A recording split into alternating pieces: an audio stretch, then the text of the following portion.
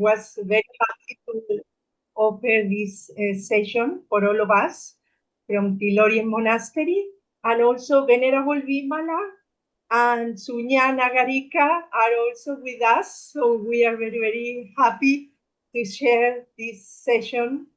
And Venerable Santacitta is a very good friend of Venerable Vimala and has been supporting Tilorian Monastery for a long, long time. So thank you so much, and please take us in this beautiful Dhamma journey.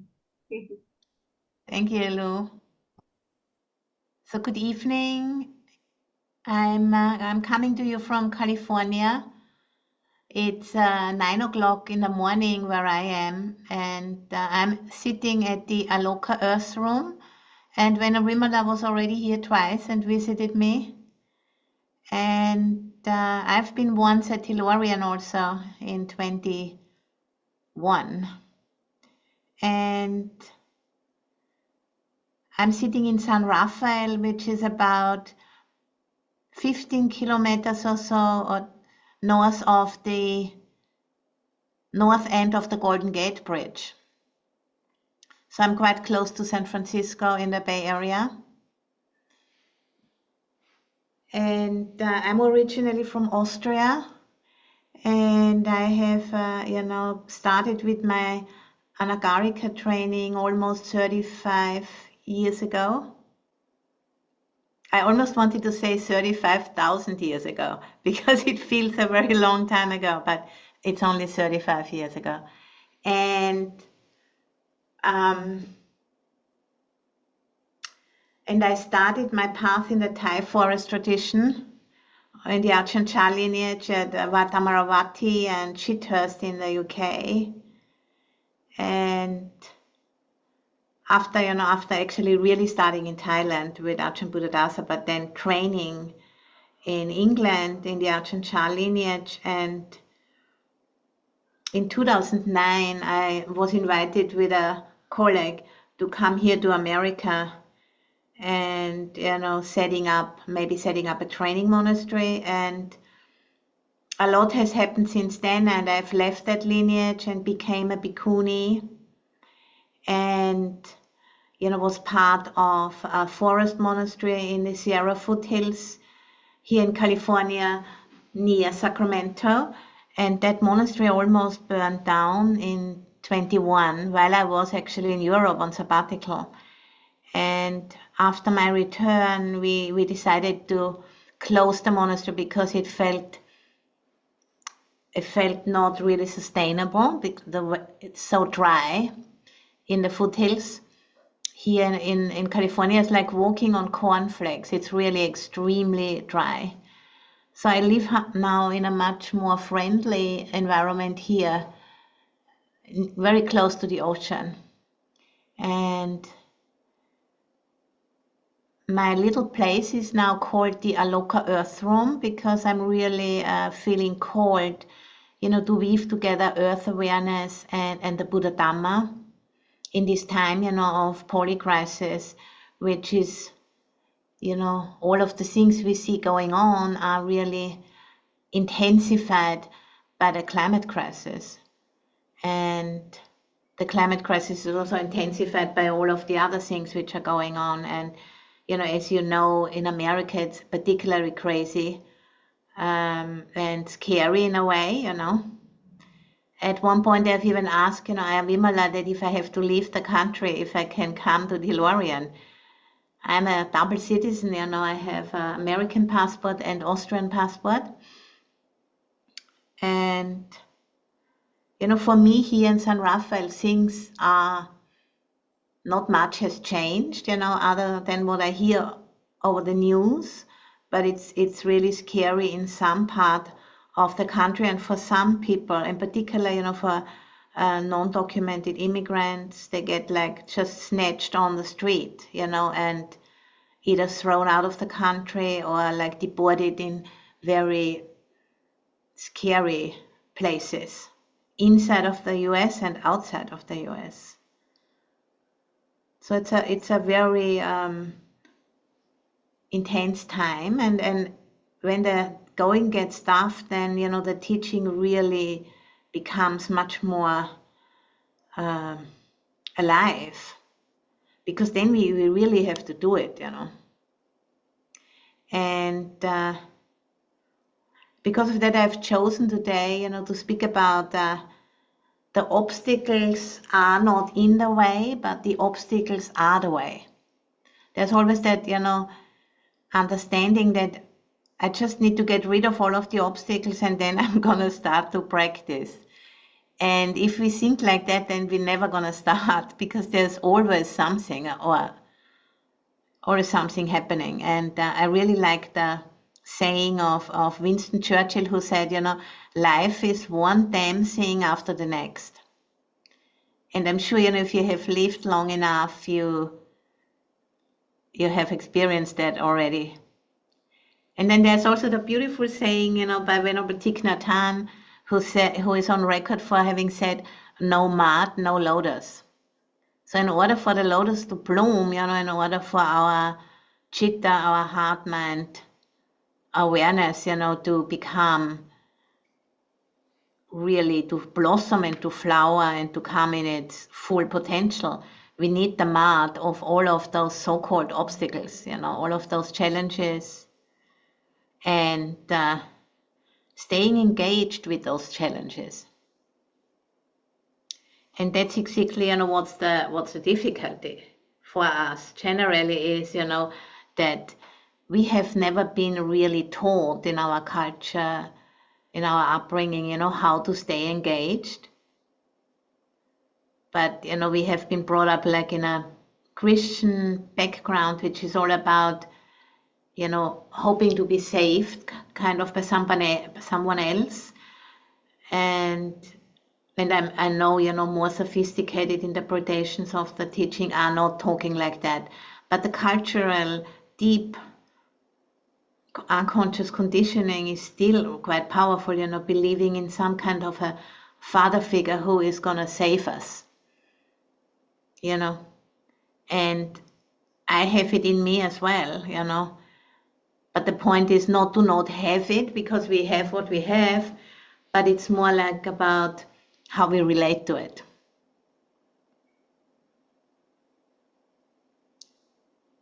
So that's what I'm planning to speak about today. So just let's take a few minutes to land, and taking in who is here. Some of you, you know each other, probably from other sessions.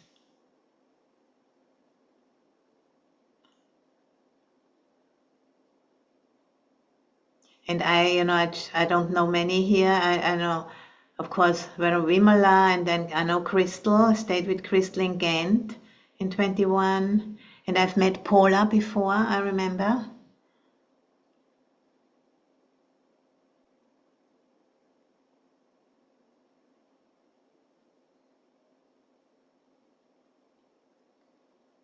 So just, noticing what you're bringing here today. Is there, tiredness or stress, or just curiosity? And for you, the day is coming to an end, so there's maybe a sense of being able to put things down.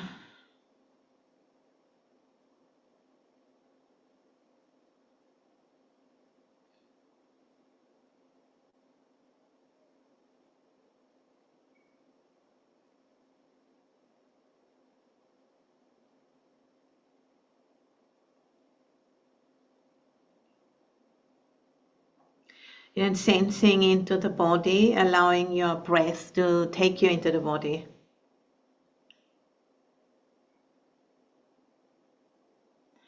Sensing the pull of gravity of the body of the planet holding your body in place. We experience that as weight.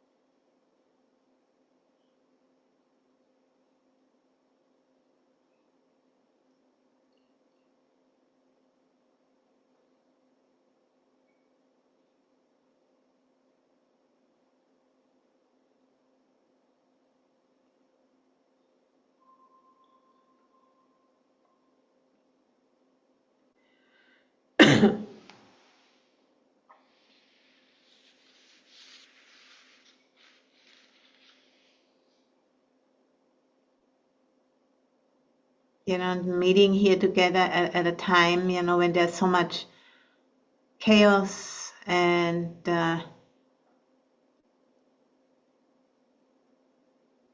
values, and sense of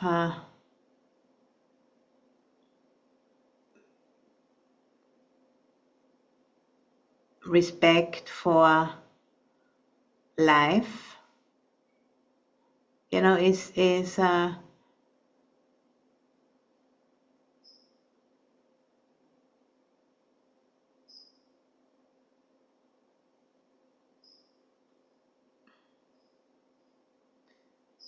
is kind of deteriorating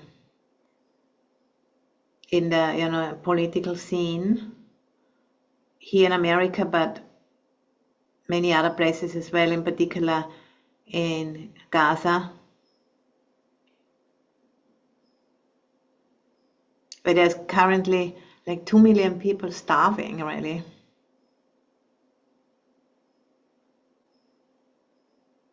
And so much chaos and, pointing fingers instead of just kind of getting food to this place.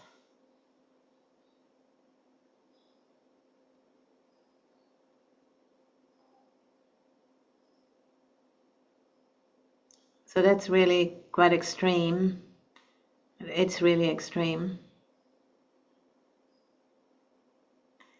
And really, speaks to the disconnection of, how far we have come with this cultural narrative of progress and science and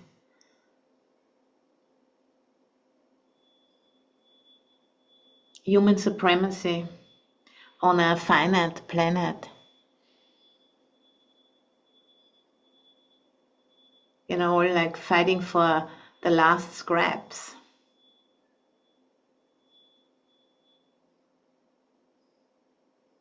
Instead of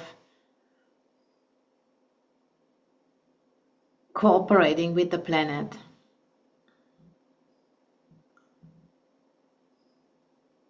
As our species has done till a few hundred years ago, a few thousand years ago.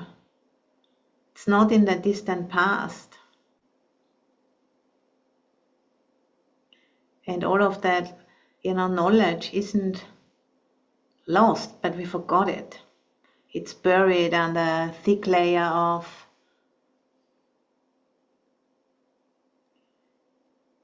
conditioning and confusion, what really matters. If one has a body like this, an earth body, which needs to eat and drink and breathe. And it's part of the challenge, of having this life, is to look after the body so it can be a vehicle for practice. So Chitta consciousness can experience and learn and open up and let go.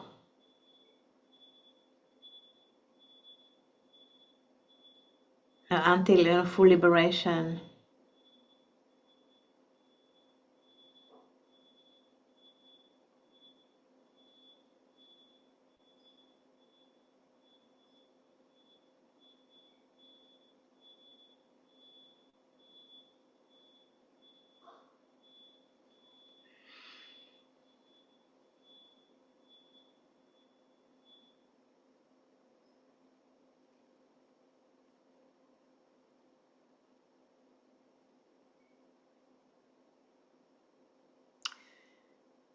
So now I'm going to talk a little bit and then, shifting into a guided meditation.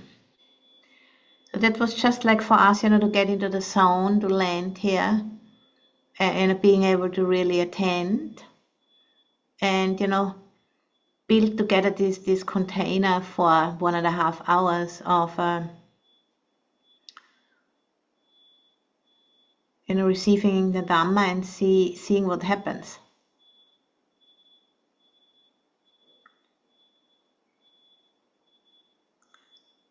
So, while fear and other emotions are a natural response to the world, in particularly right now, many of us have never been really taught how to relate to these difficult emotions. Typically, we are brought up to either avoid it, override it, or when that doesn't work, then just, go in collapsing and going into overwhelm. But there is like a different response is possible. And, in the Buddha's teaching, they are called like the 5 hindrances, the 5 nivaranas. I'm sure you've all heard of that. And if we translate the word nivarana, that simply means wrong wanderings. If we allow the mind to go down different rabbit holes, rather than, being aware that fear or any other difficult emotion has arisen, and then just bringing more presence, mindfulness, awareness to that emotion, as it presents in the body as a somatic experience, and also in the mind as kind of thoughts and a mood of the mind. So that's, what the Buddha teaches us is to not go down in those rabbit holes, to not get lost in those stories, but to rather being aware of how these difficult emotions present themselves in the body and in the mind. And first thing is, slow down, so we can really add mindfulness awareness. And I really like that beautiful example of, if you, let's say you're outside in a snowstorm, and then you go inside of a hut, and awareness, mindfulness would be that the hut, we are inside that hut, and the snowstorm is still going on, of course, but we're seeing the snowstorm out of the window. We still see everything what's happening, we know, but we are not completely lost in it. And then, being that knowing, rather than being, swept around by it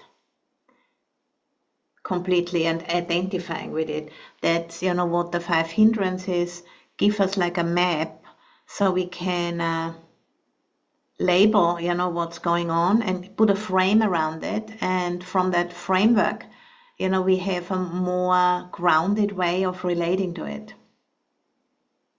And in order to be able to do that, we need to be willing to sense and feel, in particular, what's the feeling tone, of it in the body, mostly in the torso. Can be very, very difficult, as you might all have experienced, But in the end of the day, if we really pay attention, it's only sensations. But we tend to always, try to put a story on top of it to explain to ourselves what's happening. And the Buddhist teaching is, asking us to refrain, to step out of that addiction to the story and go back, to what's called direct experience, yoni so manasikara. And yoni means womb. Yoni so means, going back to the beginning, before the story. How does it feel in the body? How does it feel in the mind? And sensing into it. And that's something, which our culture isn't yet, putting a lot of attention onto sensing, but there's rather like a massive distrust of sensing, in Western so-called rational culture. And, to come back to sensing and the capacity of stepping out of the intellect into direct experience, stepping out from interpretation into direct experience. That's what it means, to stay engaged. And this is how the path becomes visible, through staying engaged. Because if we go down any of those rabbit holes, of those 5 hindrances, and I can, mention how they are called in the teaching: kama chanda, sensual lust or desire; tinamida, dullness and drowsiness; vyapada, ill will; uddhacca kukucca, restlessness and remorse; and vicikicca, doubt. That's like just 5 labels, how we can get a handle on these packages, of experience. And then rather than going down in a rabbit hole and spinning some explanations, we can just be with the direct experience, as good as we can. Meaning, we get drawn into thinking and interpreting, and then when we notice it, stepping out of it back into the beginning, the direct experience. And then we get sucked in because the habits can be strong. And then we notice it and bang, we step out of it into yoni so, coming back to the beginning where it all started. It all started most likely, with a very odd feeling in the torso and an unpleasant mood of the mind, and that has most likely, kind of driven us into the rabbit hole. Because there's kind of that addiction, to stepping away from. And then, we are no longer engaging directly, and then we get more and more confused. What's called these wrong wanderings, the nivarana. So that's, why I've said in the beginning, difficulties are not in the way, they are the way. And only through engagement, the way will become visible. And engagement in terms of, not getting lost in the content of the stories, but rather, seeing the structure of our experience, seeing, all of those stories, all of those emotions, all of those feelings, all of those sensations, they have 3 things in common. They are impermanent, they are unstable, and they are empty of a self. And that's what we call insight or vipassana.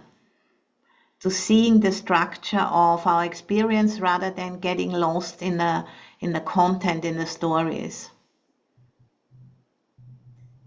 Not in a way of pushing it away, but it's like being in full contact and knowing this is impermanent. This makes such a huge difference, to being able to remember that when we are in the throes of a difficult experience, or also in the throes of a very happy experience. So not getting carried away, but being able to stay in the middle of it all and remembering this too is impermanent, this too is unstable, this too is empty of a self. And then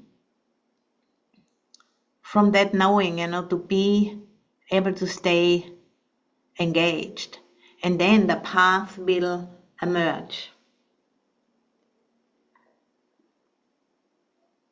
So, not splitting off difficult experiences into the head.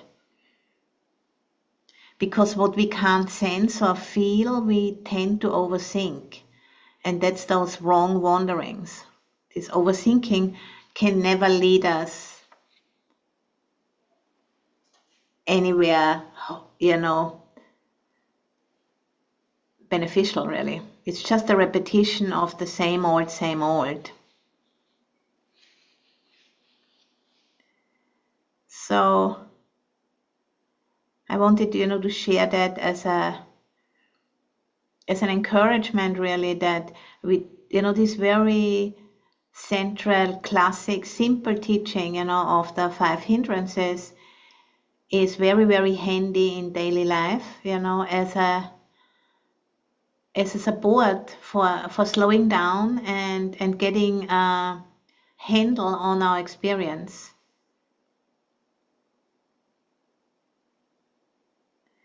And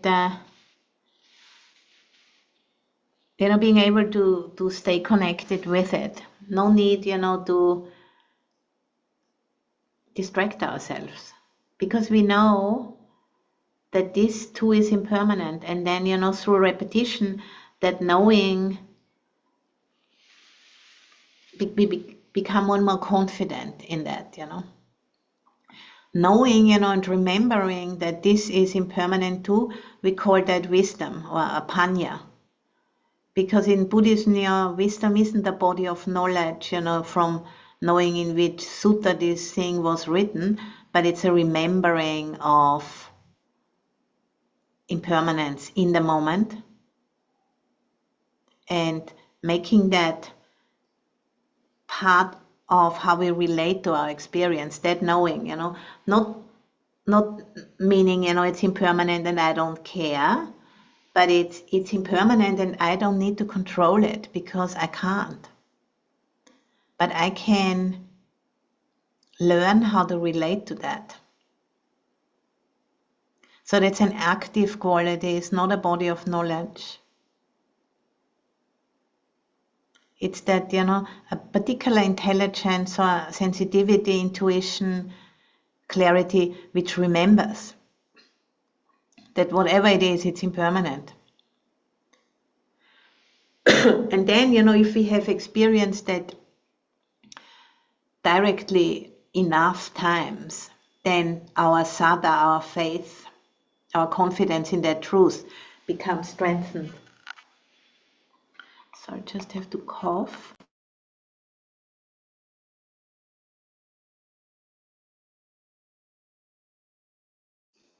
And then, we can allow that insight, the panya, to spread out through our lives.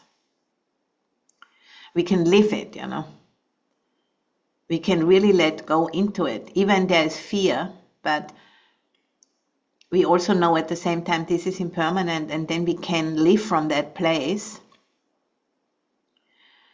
And in that way, sada, or faith, confidence, responds fully to wisdom, to panya, what we know.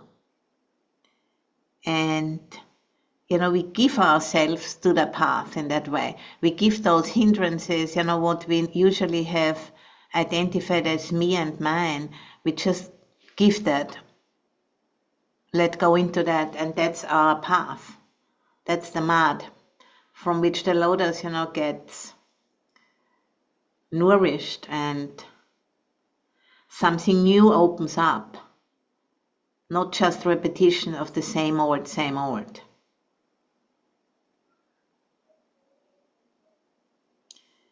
And then the loop, of the hindrances, the same old, opens up into a spiral, and the grasping, drains out.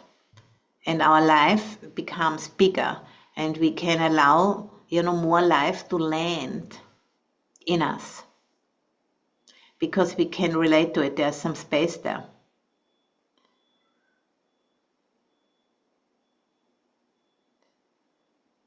And what we start to understand is, that the grasping isn't done by a self, but rather the experience of a self is the result of grasping. There's not somebody sitting in there, doing the grasping, but it's more like the way how we interpret these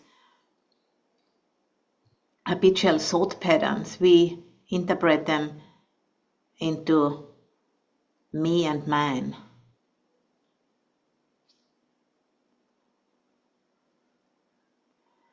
So, and then, through the practice, we know more and more what we are not. We are not those habits. We are not those hindrances. And this is a process which depends on engagement. And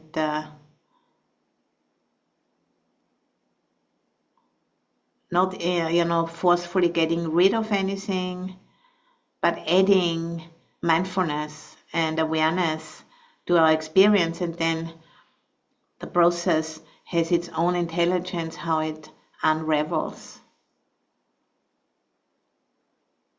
And helps us to get back into that freedom of the natural forces working through us, rather than, us trying to be on top of everything and control it and then get into a complete mess. So maybe let's now, go into a meditation and try to connect with this more fully in a meditation. So, find a place you can sustain for about 35 minutes or so.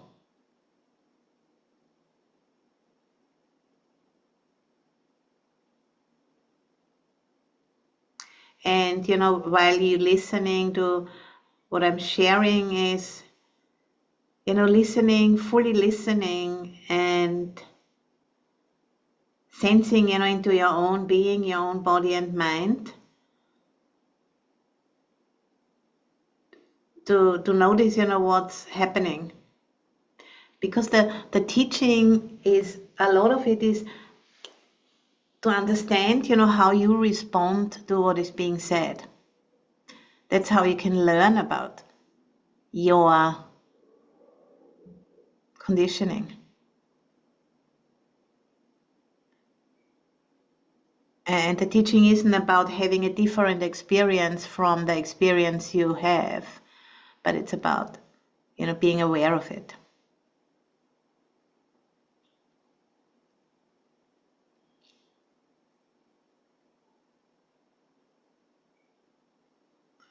And becoming more and more able, to face what is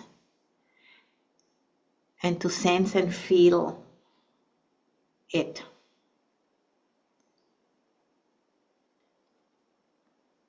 Because it's changing anyway.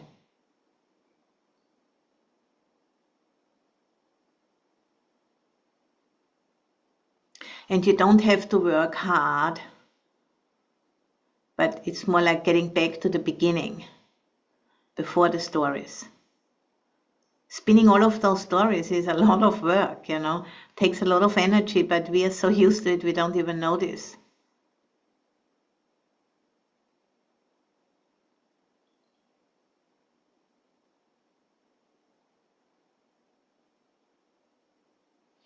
So, allowing the breath to take you into the body.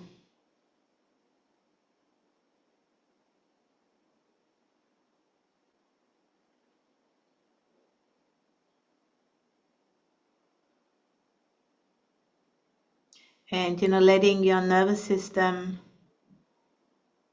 guide you. These ancient, complex earth bodies, which have been evolving on this planet since a very, very long time.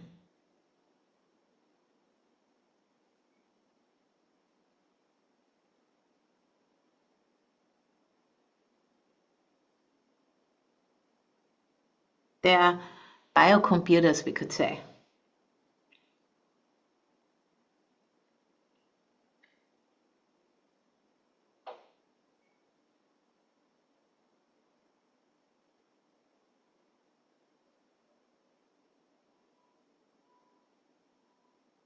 So, building the capacity to connect with these very intelligent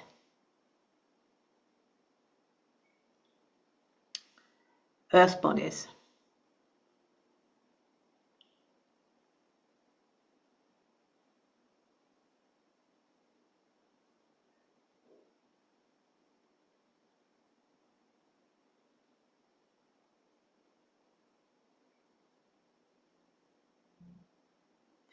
And not thinking about them, but really sensing into those bodies, which are our connection to the bigger body of the planet,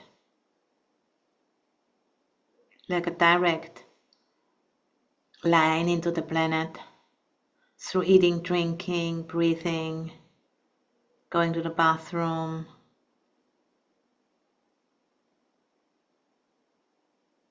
At a time when the planet is calling our attention, because there's a lot of stress.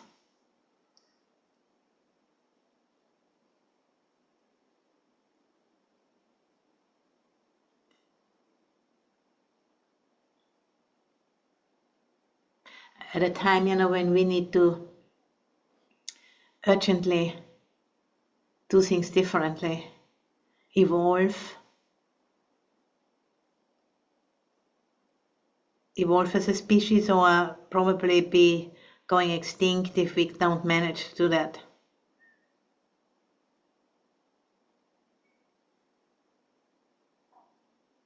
And there's no reason to preclude that we can't do this, because we have done this many times before, had to go through some big challenges in terms of how to live. The last big one was at the end of the last ice age, when suddenly there was a lot of water, sea level rising, and a lot of water coming, from the glaciers melting, from the oceans melting. And everything changed tremendously. So there were forests coming up, and people lived very much more isolated than before, and there were no longer the same ways of survival. That all changed, and people started to settle down.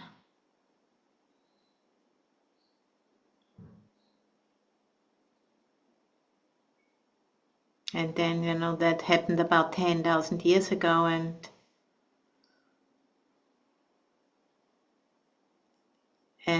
what we are now dealing with is the end of that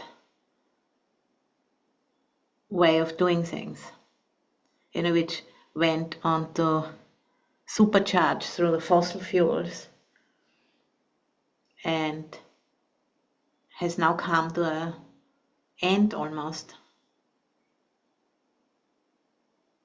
And we've gone into a cul-de-sac, into a dead-end road. We need to get out from there. And we can, by engaging with what's happening, what's being communicated to us in so many ways. Even there's tons of people trying to pretend otherwise. And just staying engaged and seeking community with those who are willing to stay engaged. Because we are humans, and human comes from the word humus, which means earth. We are earthlings, and we need to come back down.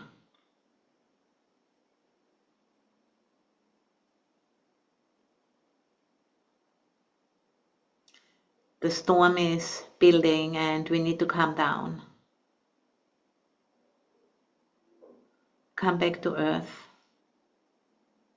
and be that.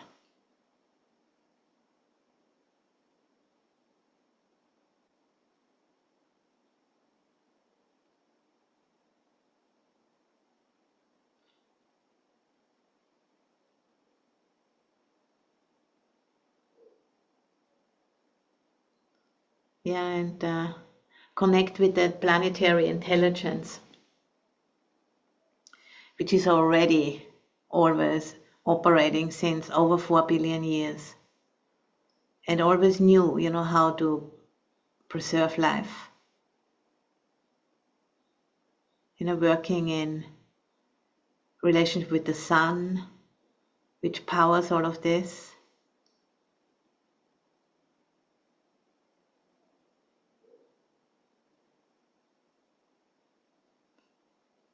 So trusting that aliveness we can connect with in our own bodies, the vibrancy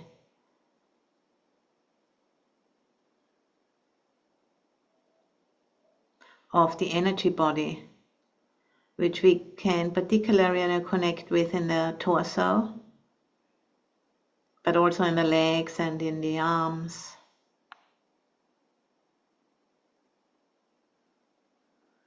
So feeling, sensing into that.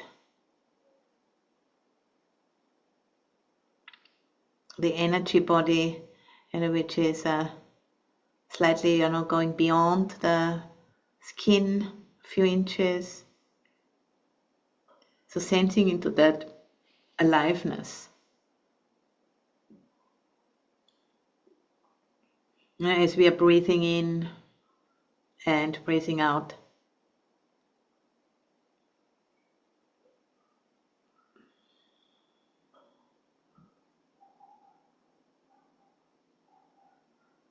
And the aliveness, comes to us through eating, drinking, and breathing.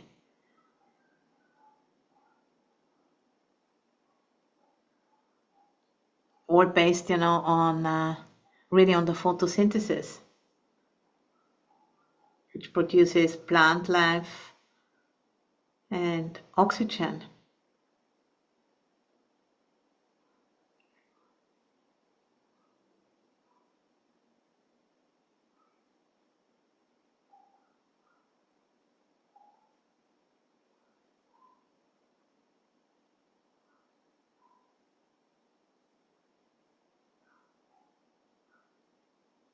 And we simply are not special. We are just one amongst many species, working together.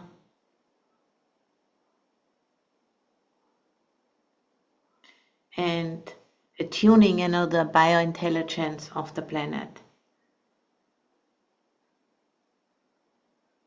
And we've just gotten a little bit big-headed, for a few thousand or a few hundred years, and now we are called back.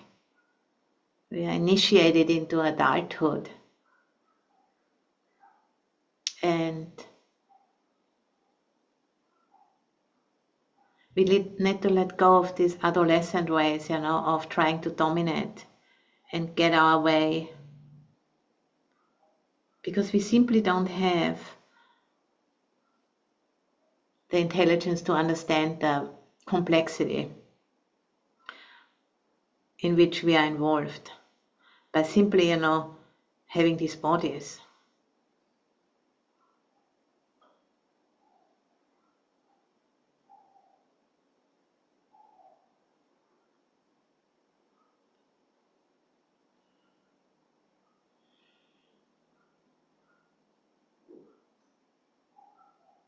So those bodies, they are our assignment.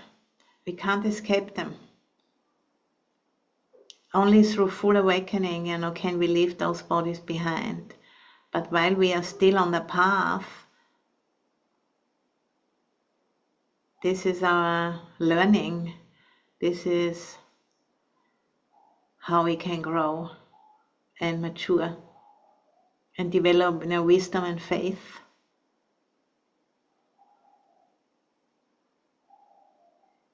The sharpness of the sword of wisdom and the weightiness of the faith and confidence, the weightiness of the sword. Sharpness alone is not enough.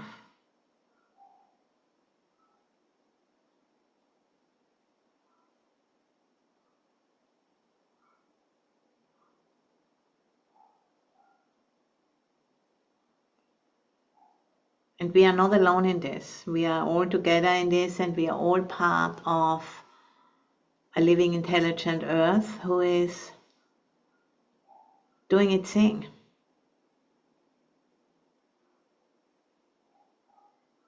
in the middle of, a solar system,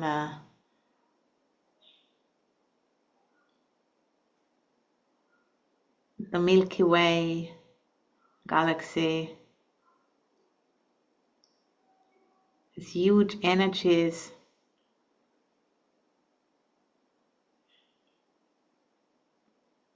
And rather than trying to dominate, we need to attune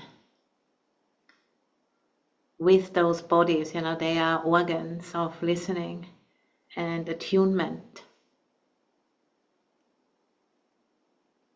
As we are letting go of the old conditioning, the hindrances, which are all about, me and mine, needing to get my way, and through insight, thinning those out, those filters, and attuning more and more fully to this vast intelligence, which is operating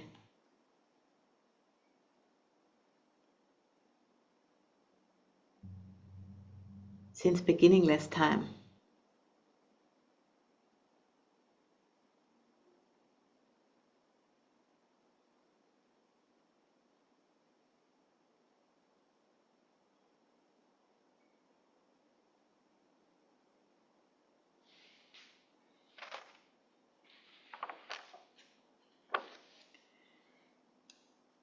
And if you notice your mind wanders off into thinking about something,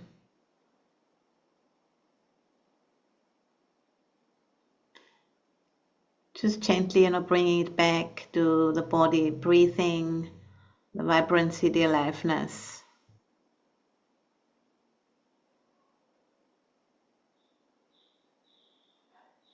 And maybe noticing, the feeling tone, which is underlying the distraction.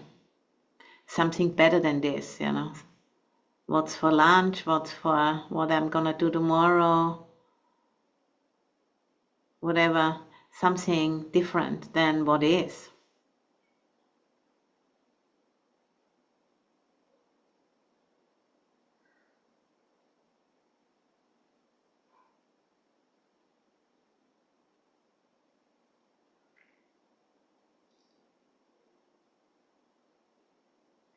And just noticing that, the wanting a different experience, the dukkha of that, without any judgment, just noticing it and bringing space to it. Awareness.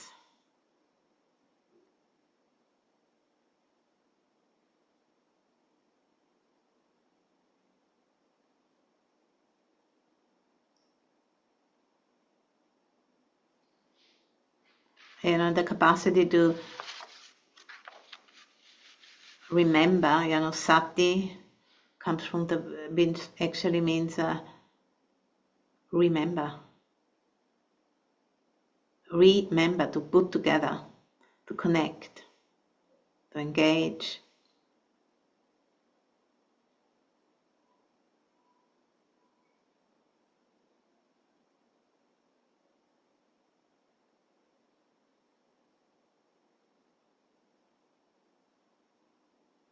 And just being, engaging with what presently arisen.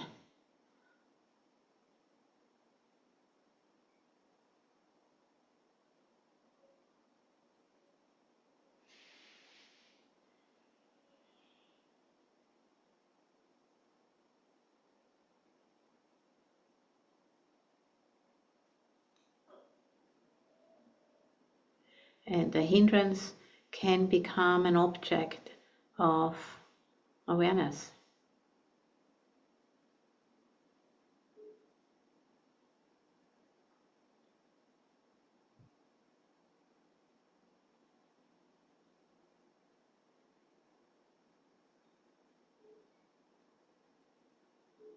So sitting here and sensing the weight of the body, the extraction and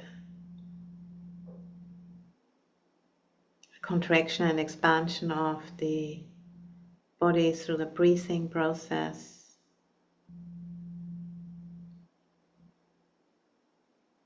The embeddedness in the biosphere of the planet,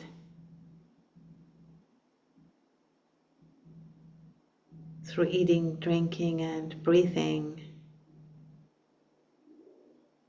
being completely dependent on other beings to provide what we need for these bodies to sustain themselves.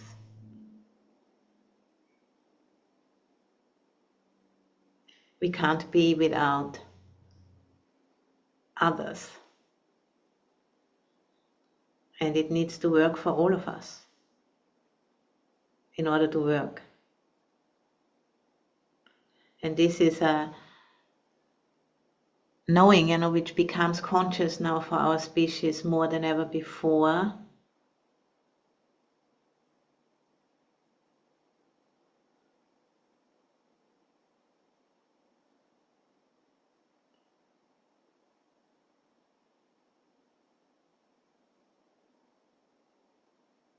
After we have tried to escape that interdependence for a few thousand years, now we see we need to remember. We can't escape it. Only through full awakening can we escape it, but not through technology or science.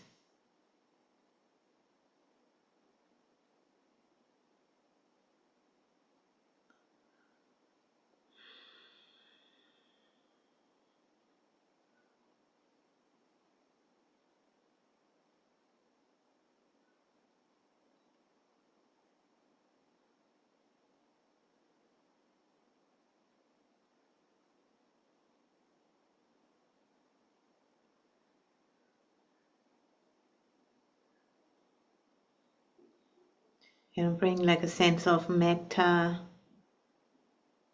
loving kindness, benevolence, and karuna, compassion to this whole process. This whole process of maturing and learning, which can be very difficult at times and very wonderful at other times. And it's a river, it's a process.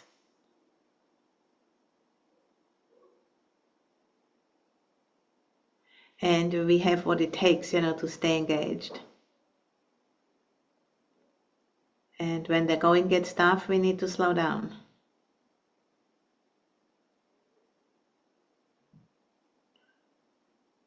Rushing is not helpful.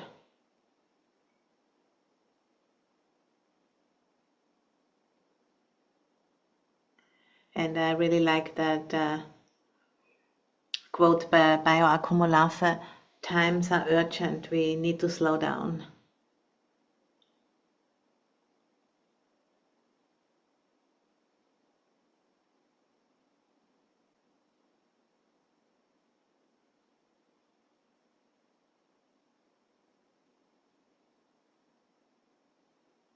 And fear and confusion is okay.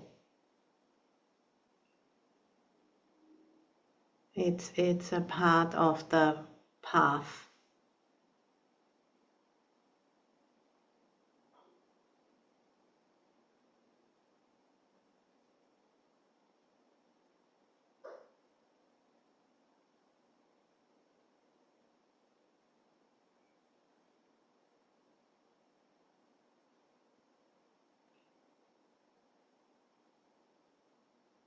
And we are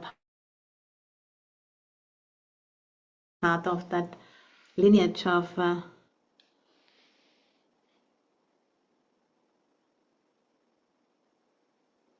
beings, in the lineage of Homo sapiens.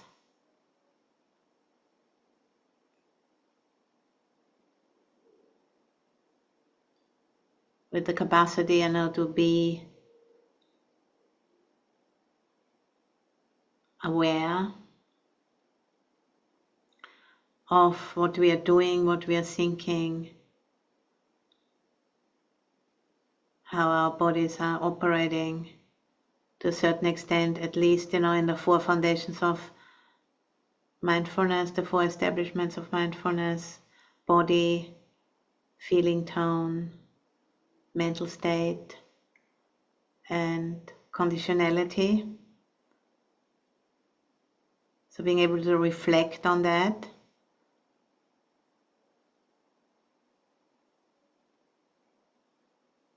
to have this reflexive consciousness, which can become consciously aware of what is happening.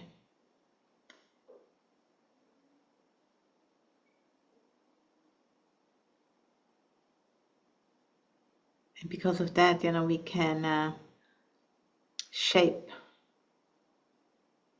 our minds. We can practice, and there's what's called brain plasticity. It's can be, it's really visible how we can, through mental training, change the way how our minds work.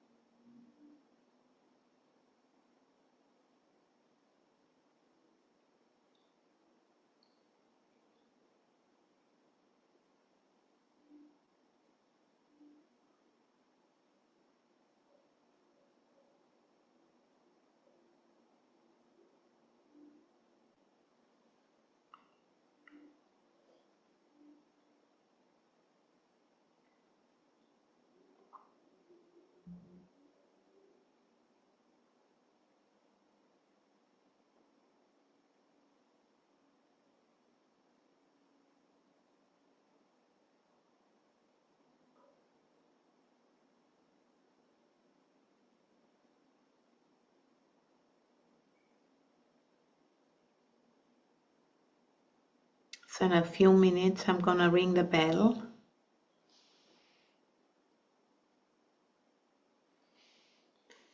Then we can have a 5-minute break and then come back later for Q&A, or a 10-minute break, whatever is needed.